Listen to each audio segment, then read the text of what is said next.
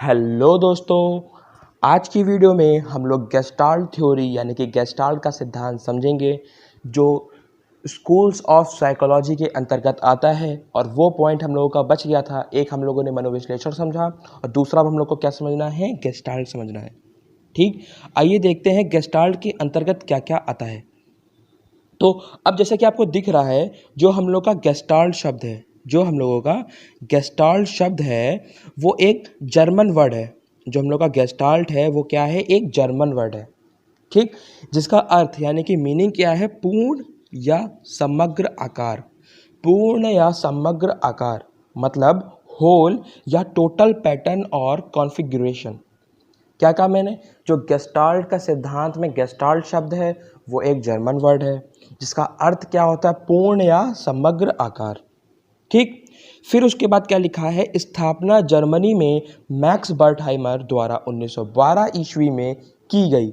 मतलब जो ये हम लोग का गेस्टाल्ट का सिद्धांत था, इसकी जो स्थापना की किसने की, मैक्स बर्टहाइमर ने की। कहाँ की, जर्मनी में की। कब की, 1912 ईस्वी में की।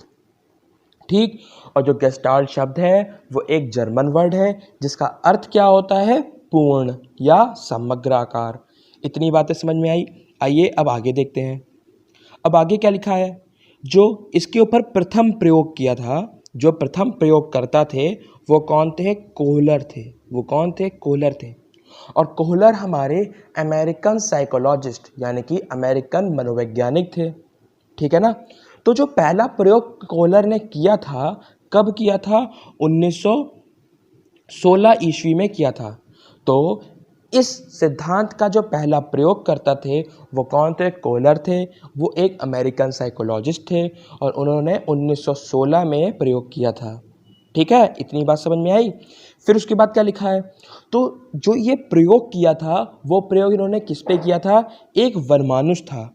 एक वनमानुष था जिसका नाम क्या था, सुल्तान। जिसका नाम हमारा क्या था, सुल्तान। तो कोहलर ने एक वनमानुष पे प्रयोग किया जिसका नाम क्या था, सुल्तान था। ठीक, इतनी बात क्लियर हुई। फिर उसके बाद क्या लिखा है, जो संस्थापक थे वो मैक्स बर्टहाइमर थे, जो मैं भी बता चुका हूँ। जो संस्थापक थे वो मैक्स बर्टहाइमर थे। ठीक, अब ये जो इनके सहयोगी थे, कोहलर के सहयोगी थे कोफका, इनका एक बहुत इंपॉर्टेंट रोल है। अब वो रोल क्या है, अब हम लोग समझते हैं। तो इतना हम लोगों ने समझ लिया कि गेस्टाल्ट थ्योरी के संस्थापक कौन थे, मैक्स बर्टहाइमर। उनका प्रथम प्रयोग किसने किया, कोहलर ने 1916 में। और उनके जो सहयोगी थे वो कौन थे, कोफका थे। ठीक, अब कोफका ने ऐसा क्या किया था कि थ्योरी फेमस हो गई थी, आइए वो देखते हैं। अब कोफका ने 1920 में एक बुक लिखी जिसका नाम क्या था, theory of gestalt. Theory of gestalt. Clear. तो कोफका ने 1920 ईस्वी में एक अपनी किताब लिखी, बुक लिखी जिसका नाम था थ्योरी ऑफ गेस्टाल्ट, जिसमें मनोविज्ञान के अंतर्गत जो ये हम लोग का गेस्टाल्ट का सिद्धांत आता है उसको एक्सप्लेन किया था। और 1920 में ये क्या कहते हैं, थ्योरी के द्वारा, इस बुक के द्वारा हम लोगों की जो ये मनोविज्ञान के अंतर्गत जो गेस्टाल्ट का सिद्धांत आता है वो क्या हो गया, फेमस हो गया, पॉपुलर हो गया।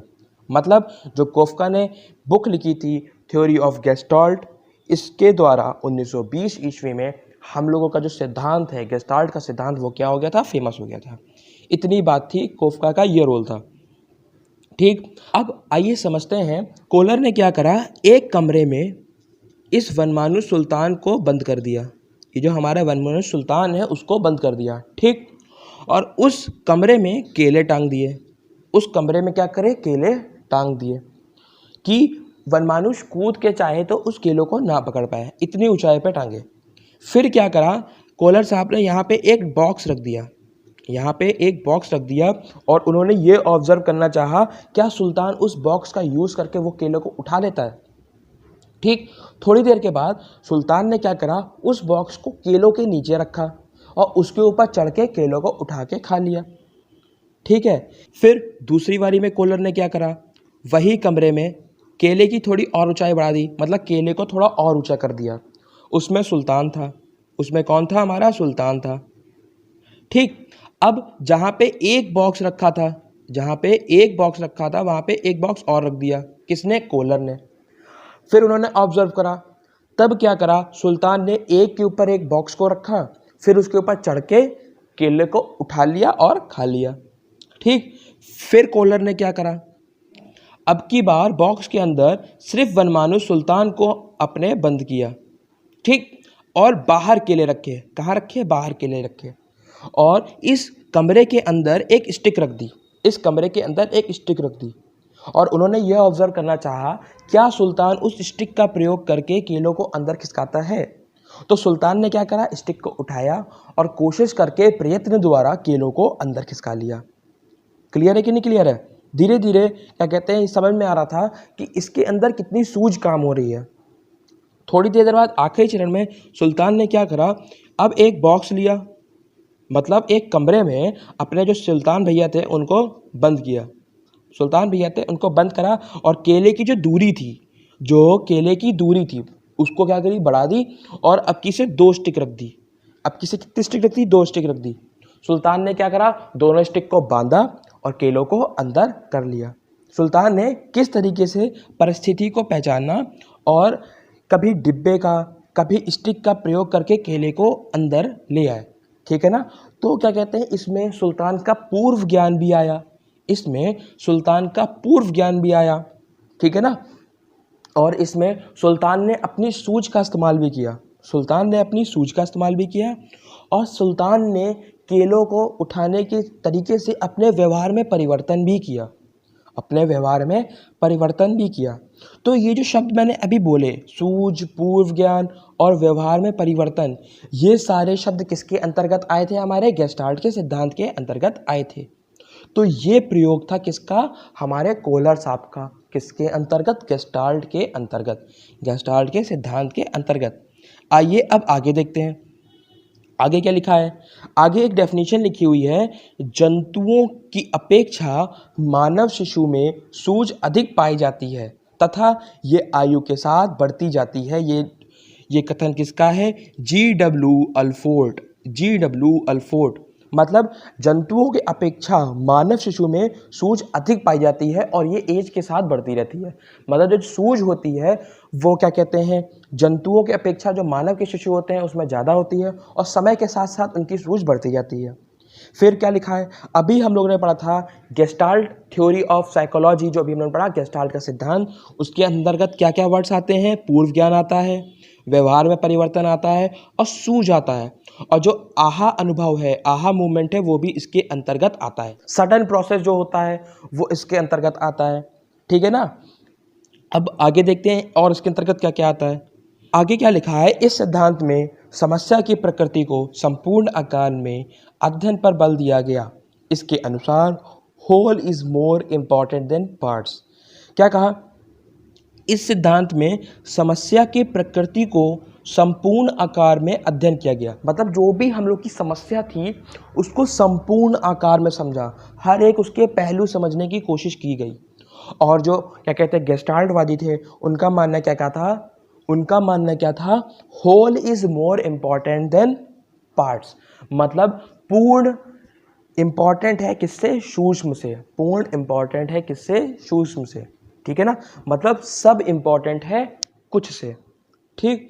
फिर उसके बाद क्या लिखा है, गेस्टाल्टवादी मनोवैज्ञानिकों ने थॉर्नडाइक के प्रयास व त्रुटि के सिद्धांत का खंडन किया और कहा कि प्राणी ऐसे नहीं सीखता। जैसे थॉर्नडाइक का सिद्धांत क्या था कि हम लोग प्रयास करते जाते हैं, त्रुटि करते जाते हैं, उससे जो अनुभव प्राप्त होता है उससे हम लोग सीखते जाते हैं। गेस्टाल्टवादियों ने इस सिद्धांत का खंडन किया और कहा नहीं, ऐसे नहीं, बच्चा जो होता है वो सूझ के द्वारा सीखता है, बच्चा सूझ के द्वारा सीखता है और उसमें पहले से ही कुछ ना कुछ आता है। मतलब बच्चे के पास पहले से ही नॉलेज होती है और कुछ बातें ऐसे होती हैं जो बच्चा पहले से ही जानता है। ठीक है ना। और उनका क्या मानना था, कुछ बातें ऐसी होती हैं कि बच्चा पहले से ही जानता था। फिर उसके बाद क्या लिखा है, इनके अनुसार करके सीखना व अनुभव से सीखना बच्चों द्वारा अपनाया गया अधिगम है। क्या कहा, इनके अनुसार करके सीखना व अनुभव से सीखना बच्चों द्वारा अपनाया गया अधिगम है। कुछ कार्य ऐसे भी होते हैं जिन्हें बच्चे पहली बार में अपने आप सीख लेते हैं। गेस्टाल्ट सिद्धांत विवेकशील तथा चिंतनशील बच्चों के अधिगम पर बल देता है।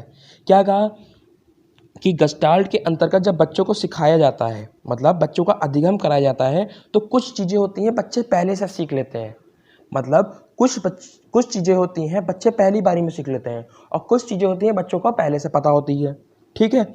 और क्या बताया गेस्टाल्ट के सिद्धांत में, ये बात इंपॉर्टेंट है, गेस्टाल्ट के सिद्धांत में इन्होंने जिन बालकों पे प्रयोग किया था, जिन बालकों का अध्ययन किया थे, वो विवेकशील थे और वो चिंतनशील थे। बहुत इंपॉर्टेंट पॉइंट है, गेस्टाल्ट सिद्धांत के अंतर्गत जिन बालकों के ऊपर अधिगम किया गया था वो विवेकशील थे और वो चिंतनशील थे। तो हम लोगों ने क्या समझा, गेस्टाल्ट में क्या था, whole is more important than parts, और इसमें थॉर्नडाइक के प्रयास व त्रुटि सिद्धांत का खंडन किया गया। और फिर इसमें दो तरीके के बालकों का अध्ययन किया जाता था, एक विवेकशील और एक चिंतनशील। ठीक है, आइए आगे देखते हैं। अब इसके कुछ उपनाम रह चुके हैं। उपनाम क्या है, आइए वो देखते हैं। उपनाम हमारे क्या है, एक समग्रवाद, एक पूर्णकार, एक पूर्ण से अंश की ओर, एक तत्कालीन ज्ञान का सिद्धांत, और एक गेस्टाल्ट सिद्धांत। यानी कि समग्रवाद भी किसको कहते हैं, गेस्टाल्ट के सिद्धांत को कहते हैं। पूर्णकार भी गेस्टाल्ट के सिद्धांत को कहते हैं। पूर्ण से अंश की ओर भी गेस्टाल्ट के सिद्धांत को कहते हैं।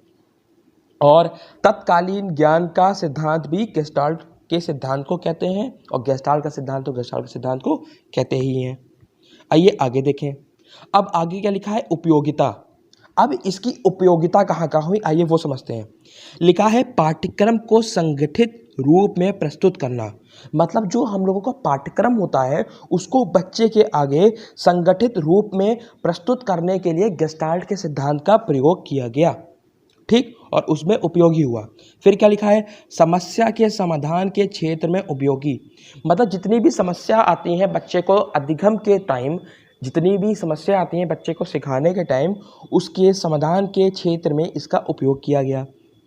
फिर रटने के बजाय तार्किक रूप से समझने पर बल दिया गया। मतलब जो रटने के बजाय जो तार्किक बल पे जो यूज़ होता है, मतलब रटने के बजाय तार्किक बल पे भी किसका यूज़ किया गया, गेस्टाल्ट के सिद्धांत का यूज़ किया गया। और तर्क चिंतन के विकास में सहयोगी, जो हम लोग का गेस्टाल्ट का सिद्धांत है वो तर्क चिंतन के विकास में सहयोगी है। तो इन जगह पे हम लोग के गेस्टाल्ट के सिद्धांत का उपयोग किया गया। ठीक है, तो इतना सा था हम लोग का गेस्टाल्ट का सिद्धांत।